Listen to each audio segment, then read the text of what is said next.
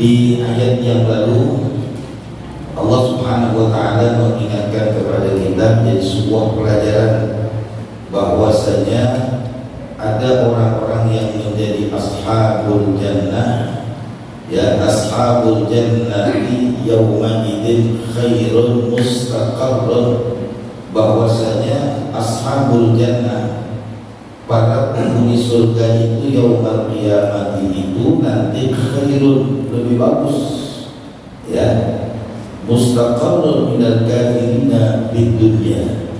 Jadi orang-orang kita ini yang masuk surga menjadi ashabul jannah itu lebih bagus daripada yang sekarang kita lihat di dunia.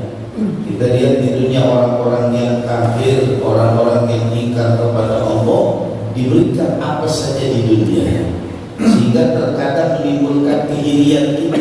Ya Allah, dia enak banget ya, nggak sembahyang, hartanya melimpah, jauh dari Allah, semuanya dia punya. Nanti kata Allah ketika jadi ashabul jannah, jadi penghuni surga kita lebih indah dari yang kita lihat sekarang. Ya, cuma nanti ya. Nah, kemudian pada saat itu juga Allah mengatakan al-mulku yawma idzinul haq, bahwasanya kekuasaan pada saat itu di yaumil qiyamah yang milik Allah lirrahman wa kana yauman 'alal kafirina asira, bahwasanya pada saat itulah di hari kiamat orang-orang yang dulu ingkar kepada Allah merasakan betapa beratnya, betapa besarnya pembalasan Allah pada saat itu. Ketika di dunia mereka merasakan biasa saja, tapi nanti ketika kembali menghadap kepada Allah, di situ mereka baru merasakan al-mulku yawma idzinil haq. Pada saat itulah kekuasaan yang dulu orang tak percaya mungkin nanti terbukti itu pada saat itu. Nah, kalau sudah semacam itu, mau dikatakan apa mereka? Ya, wa yawma yaqaddu zalimun ay al-musyriku.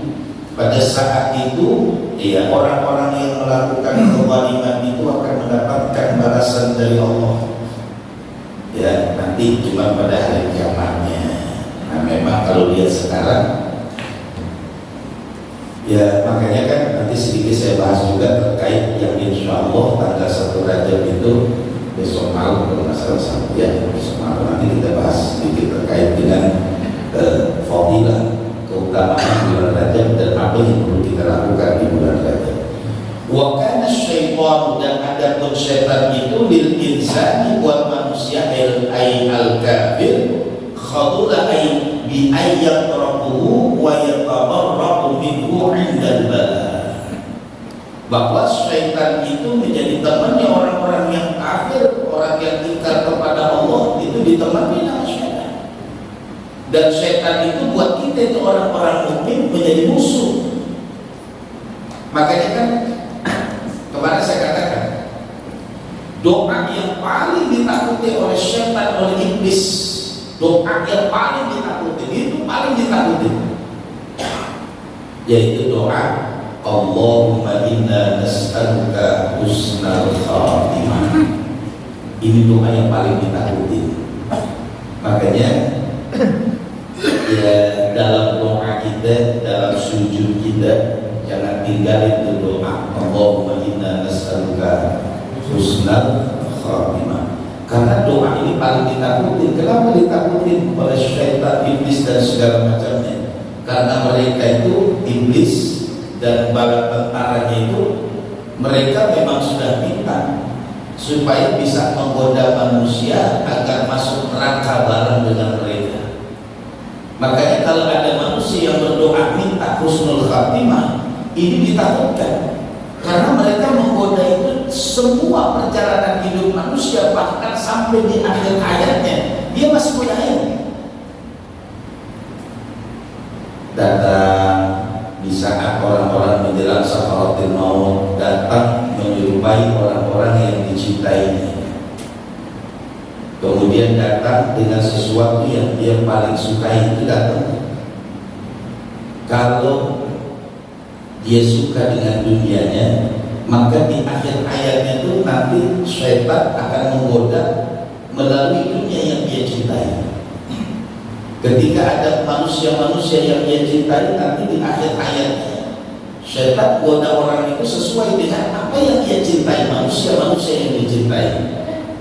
Makanya Nabi mengatakan al-mar'u ala man ahab, bahwa manusia itu ala man ahab, seseorang itu tergantung terhadap siapa yang dia cintai. Kalau dia cinta kepada orang-orang yang bermaksiat, nanti sampai di akhir hayatnya pun akan didatangi oleh orang-orang yang ahlul maksiat. Tapi kalau dia cinta kepada orang-orang yang adil, orang-orang yang adil, orang-orang yang zuhud, di akhir hayatnya dia akan didatangi oleh orang-orang yang adil, orang-orang yang zuhud, orang-orang yang adil. Makanya al-mar'u ala man ahab. Seseorang itu tergantung apa yang dia cintai. Di dalam kitab Riyadhus Shalihin itu dibagi menjadi dibagi menjadi 4 dalam kitab Riyadhus Shalihin. Pertama, ada orang yang diberikan oleh Allah ilmu dan harta, kemudian dia manfaatkan tuh ilmu dan hartanya untuk mendekatkan dirinya kepada Allah.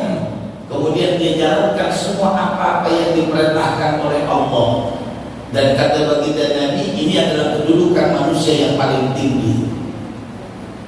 Orang yang diberikan oleh Allah ilmu, orang yang diberikan oleh Allah harta, dengan ilmu dan hartanya dia makin dekat dengan Allah. Dia jalankan semua hak-hak yang diperintahkan oleh Allah. Ini adalah kedudukan yang paling tinggi.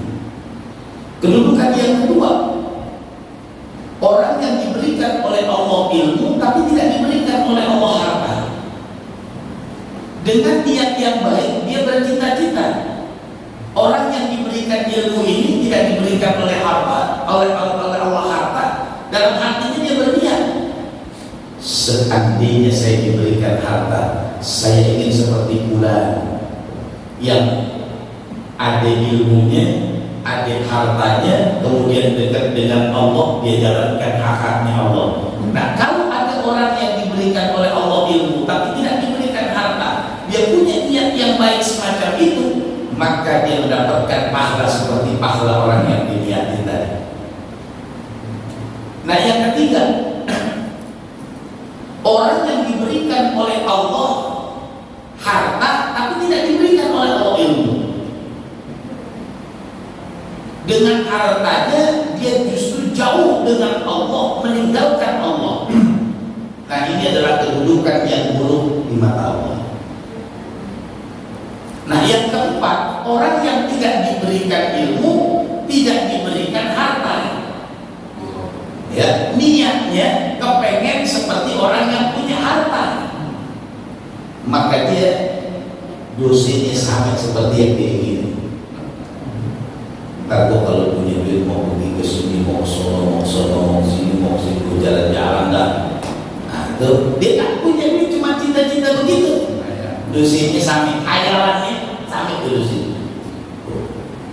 Makanya kita kalau menghayal yang enak, dia udah susah menghayal yang berat. Lah kan makin dia makin tergosok nantinya. Ya kalau udah susah di teknik menghayal yang enak, minimal kita bisa nyengir. Ini nyengir doang karena nggak punya. Iya, kalau kau punya pesawat terbang agak mungkin dah. Tapi kan kita bisa nyengir. Nggak bukan lagi bayangin punya pesawat terbang, ya kayak seperti kemarin yang saya ceritain, ya kemarin yang saya ceritain apa kemarin? Ya, jangan beli kambing, jangan beli nggak tahu, nggak beda kita aja. Iya, nah ibu nggak tahu. Kemarin saya kasih cerita tuh, habis nanya saya cerita begini, ada orang nyaloin, dia belum gol dicalonin, di ngobrol berdua dicalonin bebasnya. Iya, yang atur nih cerita lo kalau misalnya ini urusan gol, kalau dapat komisi mau beli apaan, mau beli tanah. Yang atur lagi, lalu buat beli apa? Mau beli kambing. Ada yang punya tanah, lalu di kambing nggak punya tanah di mana? Ikut taruh kambingnya di tanah lo. Kata yang punya tanah, jangan apa aja berantem lo gue. Temennya datang, nggak bisa berantem, masih dibeli kambing kalau di tanah gue, nggak bisa. Kemudian ditanya, emang udah punya tanah? Entar kalau urusan gol, urusan gol aja bukan udah berantem. Iya, cuma kita jangan model kayak gitu dah. Ya, menghayalnya enak aja dah. Ya, Nah kemudian wakana syaitan lil insani khawula, setan itu musuh. Dia godain gimana aja caranya. Dalam berbagai macam cara tuh setan godain. Kita mau ibadah, setan godain kata setan taraja be dari nari. Baru banget mulai di pengajian, taraja tengah-tengah ngaji dah. Iya. Kata ya, sedikit lagi habis lu datang bikin malu aja, ini datang dah.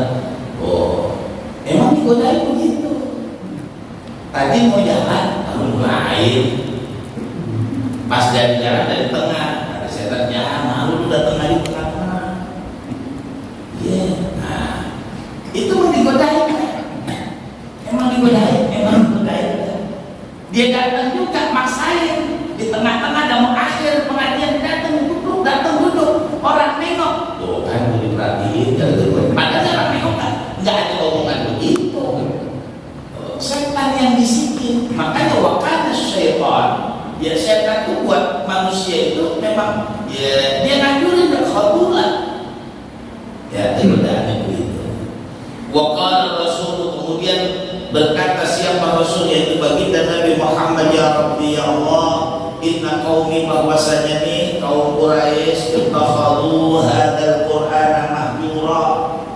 Ya Allah, ini Quran ditinggalin, orang-orang kafir Quraisy sudah diturunin sama Allah Quran masih enggak dipakai juga. Ya. Nah, kemudian Allah katakan kepada baginda Nabi Muhammad, wa kadzalika likulli nabiyyin aduwwan minal mujrimin.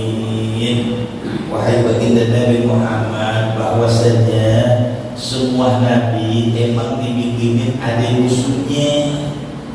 Siapa musuhnya? Minal mujrimin, dari orang-orang yang melakukan dosa. Itu namanya balancing. Kalau ada orang baik, timpangannya ada orang buruk. Ketika baginda Nabi mengatakan bahwasanya orang-orang Quraisy meninggalkan Quran, ya Allah, kata Allah, wahai baginda Nabi Muhammad, memang likulli nabiyyin, setiap nabi itu dijadikan oleh Allah itu ada aduwan minal mujrimin, ada musuhnya. Nabi Musa musuhnya Firaun, Nabi Ibrahim musuhnya Raja Namrud. Semua ada musuhnya. Semua ada musuhnya. Memang begitu Pak. Setiap melakukan kebaikanmu pasti ada musuhnya. Ya, ini sudah dikatakan. Wa kafa bi rabbika hadiya. Cukup kita minta aja petunjuk sama Allah. Wa nasira, cukup kita minta pertolongan kepada Allah. Yang penting tugas kita itu nyampein. Soal tuh orang mau ikut atau tidak ikut, urusan dia Allah. Tanggung jawab kita kepada Allah, selesai. Wa ma 'alaina illal balagh. Dan tidaklah kepada kami ini apa? Balagh, kami cuma nyampein doang. Ketika sudah disampaikan kemudian dia tidak ikut, terserah. Itu tanggung jawabnya kepada masing-masing. Nah, ini dikatakan wa kafa bi rabbika hadiyan wa nasiran. Wa qala alladziina kafaru, orang-orang kafir pada ngomong, laula nuzila alaihi al-Qur'an jumlatan wahidah kat Taurat wal Injil waz Zabur. Seandainya Quran itu turun gebrek sekaligus, kata orang-orang kafir, ya, kalau mereka mengatakan jumlatan wahidah wa kadzalika linusabbita bihi fuadak wa rattalnahu tartila wa la ya'tunaka bimithlihi illa jinnaka bil haqqi wa ahsana tafsira. Biasa orang-orang kafir begitu. Kenapa turunnya secara gradual, bertahap? Dia pengen turun gebrek sekaligus dan turun tuh 30 juz sekian ribu ayat, 100 sekian surah. Maunya mereka begitu. Tapi apa kata Allah?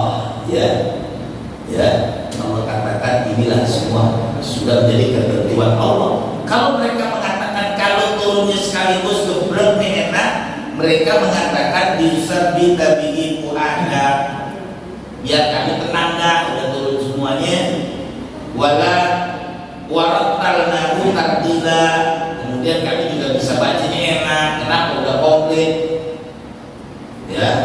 Wala yatunaka bimislin wa ahsana tafsira, biar gampang mudah diterjemahkan. Alladzina yuhsyaruna ala wujuhihim ila jahannam ulaika syarrun makana wa adallu sabila. Ketika nanti di akhirat mereka akan dilemparkan, biasa orang kafir begitu. Ketika minta begini dia pengennya begini. Ketika Allah perintahkan begini dia maunya begini. Lihat sejarah Nabi Musa bersama dengan umatnya yaitu kaum Bani Israel itu begitu. Musa, kalau kami bisa lihat Tuhan, kami baru yakin. Musa, kalau kami dapat bantuan, kami baru yakin. Di zaman Nabi Isa, Nabi Isa, kalau makanan bisa turun dari langit, kami baru beriman. Turun, nggak beriman dulu orang kafir. Makanya saya bilang di dalam surah Al-Baqarah yang pertama kan Allah dah katakan, innal ladzina kafaru sawa'un 'alaihim, orang kafir itu sama aja. A'anzartahum am lam tunzirhum la yu'minun. Dikasih tahu kagak dikasih tahu, la yu'minun, udah dikasih tahu. Sehingga orang bertanya, apa sih orang kafir bandel begitu?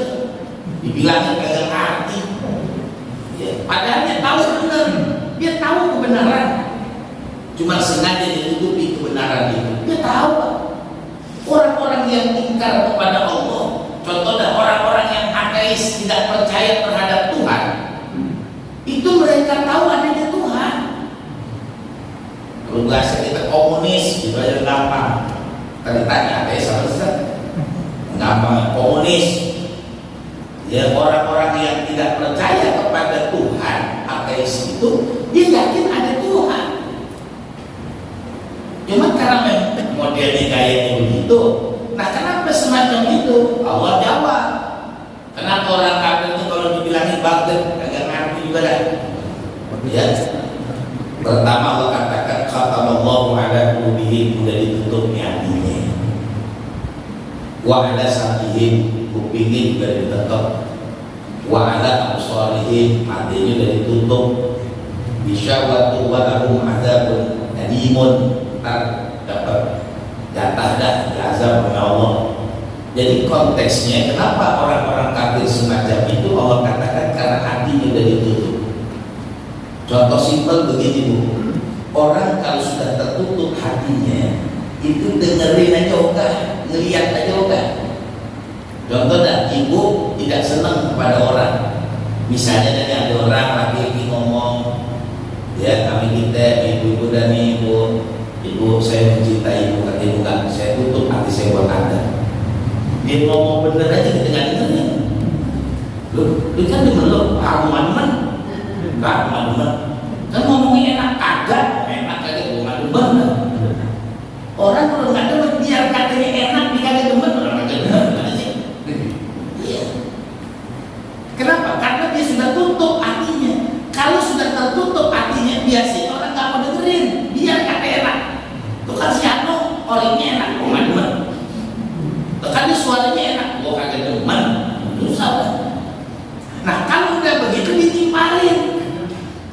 No, orang yang demen aku nggak demen jadi lewat pakaian rapi, aku sembuh, jadi kan. Jadi orang kalau sudah tertutup hatinya, nggak mau dengerin, nggak mau lihat, itu aja udah. Pokoknya gini dah, ciri-ciri gampang. Ada orang nggak mau dengerin kita, ada orang nggak mau lihat kita, berarti dia gendek nih kita. Iya, itu aja. Lu lihatin saya, wah, gua lihatin, lu gendekin, enggak, gendek enggak. Tahu gendek kan? Gendek itu orang Betawi namanya demen. Iya, sebel dah. Kan gitu. Udah nggak usah ketanya nih, kadang-kadang kita gesin, lu gimana sih? Lu gendek kan? Wah, gendek. Udah begitu aja. Kalau dia nggak mau dengerin, kalau dia nggak mau lihat, udah ketahuan, dia sebel, dia gendek, dia nggak demen, udah gitu aja. Udah gitu apa? Nggak usah ketanya. Siapa rapi bah, teman-teman. Jangan dipanjangin udah. Ini orang kita kan mempanjangin aja. Kamu sih begitu. Jangan tanya ngambil begitu. Udah artinya kan kagak demen. Udah titik udah. Kadang-kadang sih datang ke sini. Enggak, gua mau tahu nih. Apa sih masalahnya? Jangan pakai tanya. Udah. Cukup. Gitu. Nah orang-orang kafir begitu. Baginda Nabi ngadu sama Allah gimana Quran udah diturunin, mereka tetap aja nggak percaya. Bahkan mereka pengennya kalau bisa turunnya jangan gradual, jangan bertahap, bisa turun satu gebrek nih Quran. Amin sono. Gak bisa.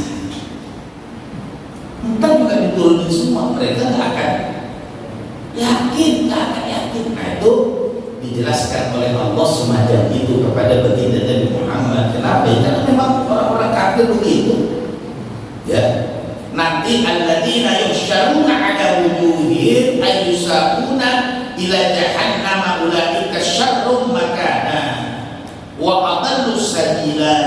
Nanti mereka tuh semua yang begitu yang kagak demen kata Allah digiringkan kemana?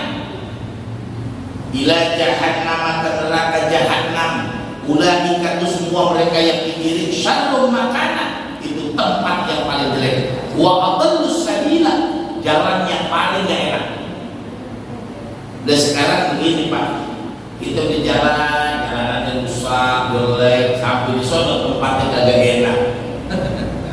Iya, kita kan begini, kita jalanan rusak, sampai sana tempatnya enak. Jadi nggak apa-apa di jalanan rusak, tempatnya bener-bener banget. Kita jalan itu udah jalanan kagak enak, tempatnya kagak enak, gimana coba? Udah jalanannya udah nanjak, licin, berlubang, udah kagak enak, sampai sono tempatnya kagak enak juga. Kira-kira sampai di sana pada kayak ngomong nggak?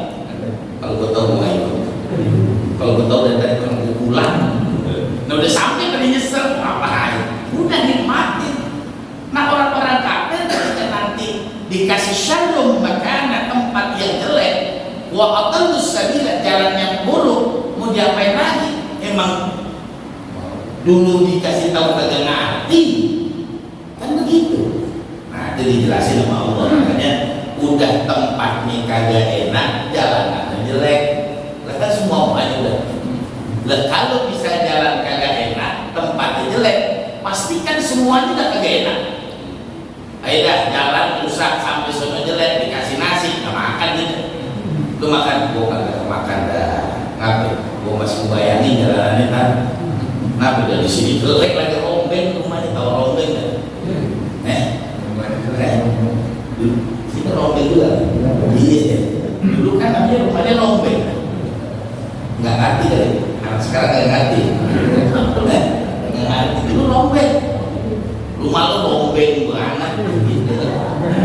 Iya, amin. Di apa namanya ditunjang dah. Sekarang tunjang buat makanan daripada kalau dulu nggak boleh dapur tunggu dikit. Tunjang, karena tunjang dari makanan. Iya, kalau makan tunjang apa udah kalau jalan masih lurus kayak tunjang. Nah, tunjang enak. Ya selalu pada kan ada tunjang. Iya tunjang. Dulu tunjang itu kalau misalnya rumah juga, iya rumah toyok, iya rumah reot, nah tunjang lah, iya tunjang, ganjel sono ganjel sini, ya nah ini makanya Allah jelaskan, walaqad dan sungguh, ataina kami telah memberikan Musa Nabi Allah Musa Alkitab Taurat, wa ja'alna ma'ahu, dan kami jadikan kepada Nabi Musa itu ada juga akhahu saudaranya. Siapa? Harun, wazira, yang ikut membantu Nabi Allah Musa. Artinya Nabi Musa dan saudaranya Harun dua-duanya jadi nabi, ya, dua-duanya menjalankan perintah Allah. Qulna faqulna, kemudian kami katakan kepada Nabi Musa dan Harun, idhaba ila qaumin ladina kadzabu bi ayatina. Pergilah berdua. Siapa ini? Amin. Ya kaum yang pada mendustakan ayat-ayat Allah, ya, pada marnahu tadmira, sebelum nanti kami akan menurunkan mereka ini kata Allah. Ya, jadi Allah memberikan gambaran kepada kita Nabi Muhammad, wahai Nabi Muhammad, kami utus Nabi Musa, Harun berangkat ke kaum yang memang agak ngerti dibilangin sebelum nanti Allah akan azab. Jadi sebelum Allah memberikan azab, memberikan hukumannya, memberikannya istilahnya musibah, Allah kirim dulu. Allah nggak mungkin nggak dikirim dulu. Ketika sudah dikirim mereka juga tidak mau beriman, baru Allah turunkan azab. Begitu juga wa qauma Nuhin lamma kadzdzabur rasul, begitu juga kaumnya Nabi Nuh. Dengan apa? Dengan mereka mendustakan apa yang disampaikan oleh Nabi Nuh, bitakdzibihim Nuhan lituli lubthihi fihim, bahwasanya Nabi Nuh itu dituli lubthihi, panjang perjalanan dakwahnya. Pada saya bilang kan, Nabi Nuh berdakwah 950 tahun. Setiap dia ngomong begini, semua orang, kalau Nabi Nuh kan tutup kuping sampai tutup muka. Kan saya bilang, kalau model kita sewot udah. Ayo dah, Bapak ngobrol ya sama temennya tetap ke kuping sampai mulut apa mungkin dia ditekapin begini, kira-kira lanjutin ngomong sampai kalau model kita orang sewa, kita gaplok orang. Oh, gaplok loh. Dulu kan gaplok apa ini? Iya. Bokor, gaplok. Kalau belakang namanya deblak. Kalau dari belakang, deblak. Deblak buat begitu. Sekarang nggak ada tuh. Apa ada begini mana ini? Gaplok, kampung kali. Mungkin jadi makanan burung kali itu. Oh pasti kamu begitu. Iya kan, orang dulu gitu, buka kok gitu. Iya, jadi ditetap. Itu Nabi Nuh. Maka Allah katakan Nabi Nuh aja itu dakwahnya 950 tahun. Insya Allah. Nabi Musa lawannya, Nabi Musa lagi beriman. Ada Nabi Musa tinggal, ada ini Harun. Nabi Musa tinggal, balik lagi kafir. Emang istilahnya ngerawat orang itu kan? Coba lihatin sejarah. Nabi Musa berapa pengikutnya? Nabi Nuh berapa pengikutnya? Wajar orang berbuat baik yang ikut dikit. Emang begitu, karena itu hidayah. Biar kita ngomong gimana, emang hidayah susah. Iya. Kecuali tontonan, rame dah. Iya, yang tidur juga bangun. Iya, tidur bangun. Tapi kalau ada urusan benar, yang melek pules. Dan kembali ke begitu, coba deh. Ini orang melakukan kebenaran. Yang benaran udah, yang melek aja pules. Nah, gimana yang tidur? Lanjutin. Berbeda kalau misalnya ketidakbenaran, yang pules bangun. Yang pules dibangun udah. Apalagi yang bangun, wah tidak pules. Kalau urusannya kemaksiatan, itu pada kalau urusan kemaksiatan coba deh, nggak ada yang pules, nggak ada. Saya selama itu nggak pernah lihat orang dugem di mana di tempat dugem gitu, nggak ada yang pules. Lu lagi dugem ngantuk banget, nggak ada. Itu kan suara musik, bung bung bung bung. Di samping Pak, yang musik global dulu, speakernya cakep banget. Hebat ya, kuping kita terpengpungan. Iya, hebat. Padahal cuma dorong sini. Saya bilang kalau ngasih jalan-jalan, iya setel musiknya yang bayar kita. Itu kan global tuh nyanyi kan, bawa di global kan. Udah suaranya pengpungan kita kuping kita. Iya, ada musola pinggir jalan. Ya, saya pengajian tuh ada surat Isra.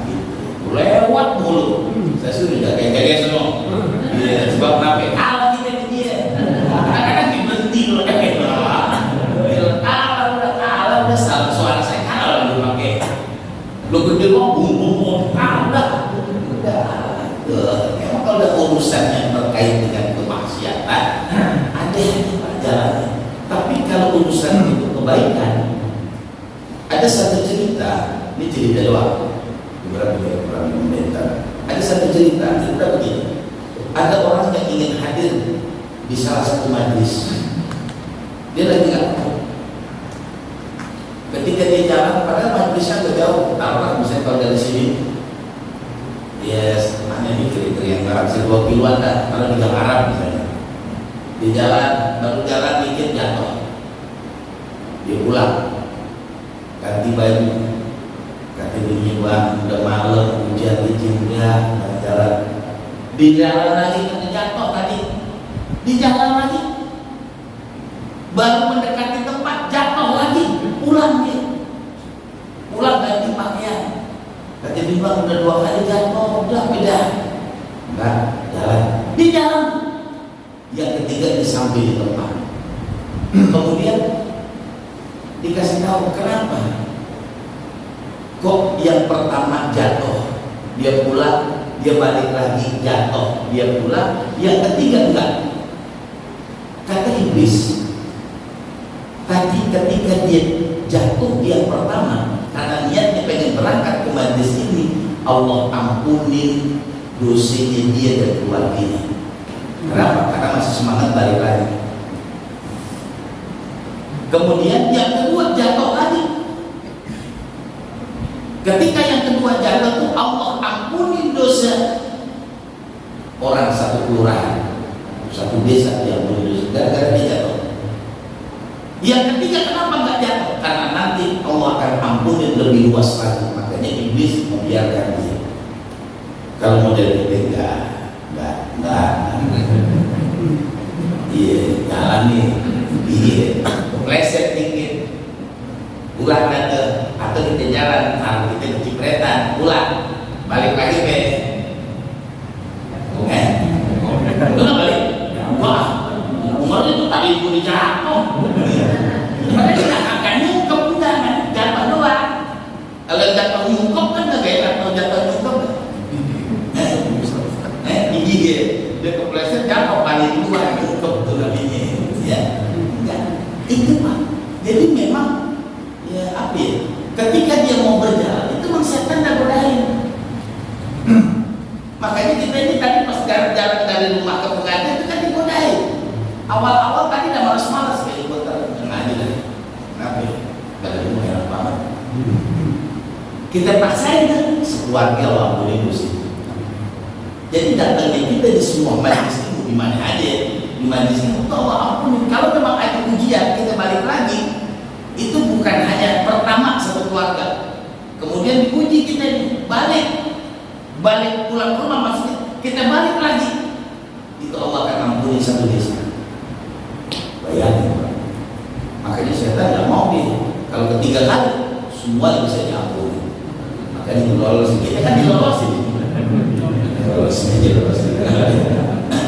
ini kalau semuanya deh yang punya dosa katanya haji nggak aja haji dosa lapung nih Allah gitu kan gitu pelit juga orang jadi kadang kan tanpa disadari hadirnya kita di mana hadir di majlis itu untuk ngampunin dosa sekampung. Itu gara-gara kita ngaji sekampung Allah ampunin dosanya kan begitu. Tapi jangan bikin sombong. Ini kampung gua bikin ampunan itu.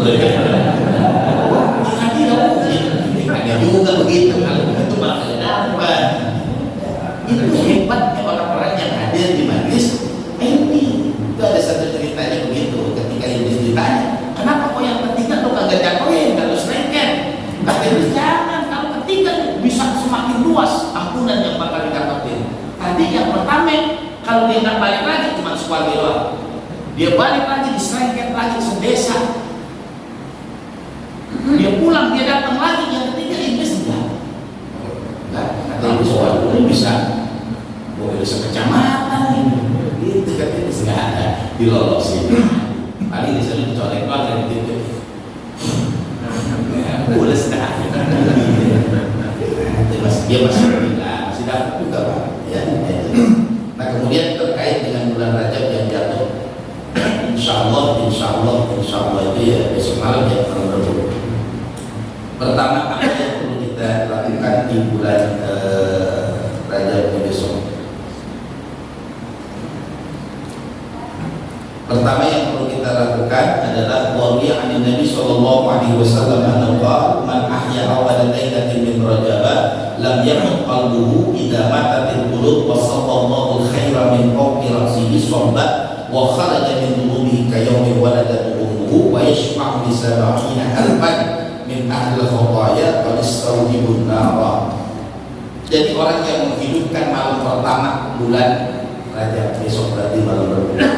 Nanti bagaimana cara kita? Nanti ada. Jadi orang yang menghidupkan malam tanggal 1 atau awal bulan Rajab itu Allah akan hidupkan hatinya. Seandainya hatinya mati, maka Allah akan siramkan dengan kebaikan. Ciri orang yang hatinya mati gimana? Dia tahu kebaikan, dia tahu kebenaran, berat buat jalanin. Hati-hati tuh. Iya. Mati tuh takutnya. Apalagi kagak dengar. Iya. Nah kalau yang kagak dengar sama sekali, nah ini saya bilang kemarin nih, ini umat Nabi Nuh yang ketinggalan. Gak ikut tenggelam kemarin. Iya, masih ada juga. Jadi kalau ketika dia dapetin kebaikan, dia tahu kebaikan, kemudian dia jalankan kebaikan, namanya hatinya hidup. Ya, makanya orang yang menghidupkan malam bulan Rajab itu lam yamut qalbuhu, enggak mati hatinya. Seandainya mati, Allah akan hidupkan hatinya dengan kebaikan. Yang kedua, Allah akan ampuni dosanya. Kayak waladatu ummuh. Yang ketiga, ketika dia minta ampun kepada Allah, maka Allah akan ampuni juga orang-orang yang dimintakan ampun oleh dia. Misalnya, ya Allah ampuni dosa kedua orang tua saya, ya Allah ampuni dosa teman-teman dan semuanya, itu ikut juga dapat ampunan dari Allah. Itu kalau kita menghidupkan malam awal bulan Rajab yang insya Allah jatuh besok malam tuh, malam Rabu, ya. Nah itu yang pertamanya. Kemudian wari'an Nabi sallallahu alaihi wasallam, ya, ala inna Rajab syahrullahil azam, bahwasanya bulan Rajab itu adalah bulan yang Allah yang terjaga. Paman shoma minhu yauman, kalau ada yang puasa sehari imanan wa ihtisaban, karena yakinnya kepada Allah, istaujaba alaihi ridwanullahil akbar, maka dia akan mendapatkan ridhonya Allah. Ya, kalau kita puasa di bulan Rajab, sebagaimana wahaka an Sauban, ada cerita dari Sauban. Wa kunna ma'an Nabi sallallahu alaihi wasallam, kata Sauban, ketika kami bersama dengan baginda Nabi, pamarorna bi maqbaratin, kami lewatin kuburan nih. Bahwa Bapak alaihi salatu wassalam, Nabi berhenti di kuburan. Fabaka bukaan syadidan, Nabi nangis. Fada'a, kemudian Nabi berdoa kepada Allah. Fakultu, kemudian Sauban bertanya, lima bakaita ya Rasulullah, ya Rasul kenapa menangis? Faqala ya Sauban, Sauban, haula, ini semua yang dikubur, yu'adzibuna fi kuburihim, mereka sedang diazab oleh Allah di kubur. Wa da'awtu lahum, aku minta kepada Allah supaya Allah ringankan. Fa khaffa Allah ringankan. Makanya dikatakan juga di sini, kata baginda Nabi, ya Sauban, law shoma haula yawman min Rajab wa manamu minhu lailatan ma'adzabu fi kuburihim. Kemudian Sauban, kalau mereka yang meninggal dunia tahu waktu masih hidup bahwasanya orang yang puasa 1 hari aja di bulan Rajab, mereka gak bakalan diazab di kubur. Kalau mereka tahu nih, ya, kata Nabi, masih hidup kemarin dia tahu dia puasa di bulan Rajab sehari aja, ma'azab di kubur, tidak diazab Allah di kubur. Fakultu ya Rasulullah, asumu yawman wa qiyamu lailatin yamna'u adzabil qabri. Apakah kita cuma puasa sehari, amin bangun malam, itu bisa menghapus, menghindarkan kita dari azab kubur?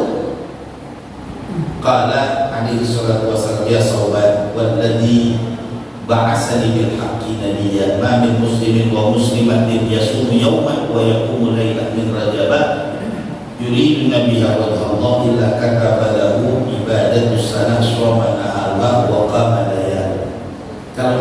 puasa di bulan Rajab hari malamnya dia bangun, itu kata baginda Nabi sama aja dia puasa setahun, kemudian dia bangun malam gak berhenti selama setahun, itu puasa sehari.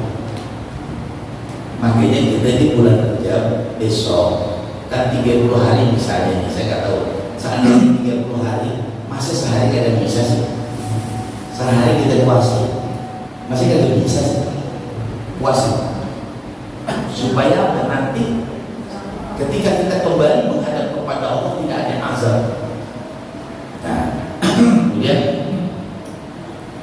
apa yang perlu kita kerjakan? Satu, di bulan Rajab itu ya, malam pertamanya kita beribadah kepada Allah. Ya, apa yang perlu kita baca? Istighfar. Banyakin baca istighfar. Kemudian yang kedua, di hadis Nabi juga disini dikatakan apa? Baca sholawat. Kemudian ketika baginda Nabi bertanya kepada malaikat Jibril, Jibril ini suka apa nih? Ya, ra'aitu lailatal mi'raj ahramu ahla min al-asri wa aqrada min al-tharqi wa ahyabu min al-miski fa qultu li Jibril liman hadha qala liman shalla 'alaika fi rajab. Nanti di sungai aku berikan airnya buat orang-orang yang berselawat kepada engkau ya Rasulullah di bulan Rajab. Jadi bulan Rajab kalau banyakin Pak Bu, banyakin istighfar. Ya, setelah itu baca selawat. Kemudian yang kedua baca la ilaha illallah. Nah yang ketiga ini cerita aja, kalau ketiga ini cerita ada seorang wanita di sini diceritakan ya bahwasanya dia itu wahaka anani mu'atan fi baital muqaddas kanat abidatan tidak ja'a syahrul rajaban taqra'u kulla yawmin qul huwallahu ahad. Ini cerita ada seorang perempuan Bu, itu setiap datang bulan Rajab tiap tahunnya setiap hari itu nggak pernah lepas 12 kali baca suratul Ikhlas. Nah di saat dia meninggal dunia ya, itu sebelumnya dia wasiat ke anak-anak, nanti kalau mama meninggal dunia jangan pakai kain kapan yang mahal, pakai kain kapan yang biasa aja. Nah anaknya ini malah dibalik, emaknya dikasih pakaian kain kapan yang bagus, dia adinas. Nah ketika emaknya dikuburin ya, misalnya dikuburin hari Senin, malam Selasa nih, anaknya mimpi ketemu emaknya, kata emaknya, nah kenapa kau tidak jalankan wasiatku di malam takhut bi wasiati? Apa kata anaknya? Ya Allah, lupa besoknya hari Selasa dia datang ke kuburan, digali di makam emaknya, dia pengen ganti kain kapan sesuai dengan wasiat emaknya. Ketika dia ganti, ketika dia ganti nggak ada itu, udah nggak ada. Maka di sini dikatakan ya anak itu bingung dan nangis, babaka buka, dia nangis. Terdengar suara mengatakan bahwasanya orang-orang yang memuliakan bulan Rajab ya amma alimta anna man a'zama syahrana rajabat la tatruku fil qabri faridan wahidan. Nanti dikubur tidak akan ditinggalkan oleh Allah sendirian.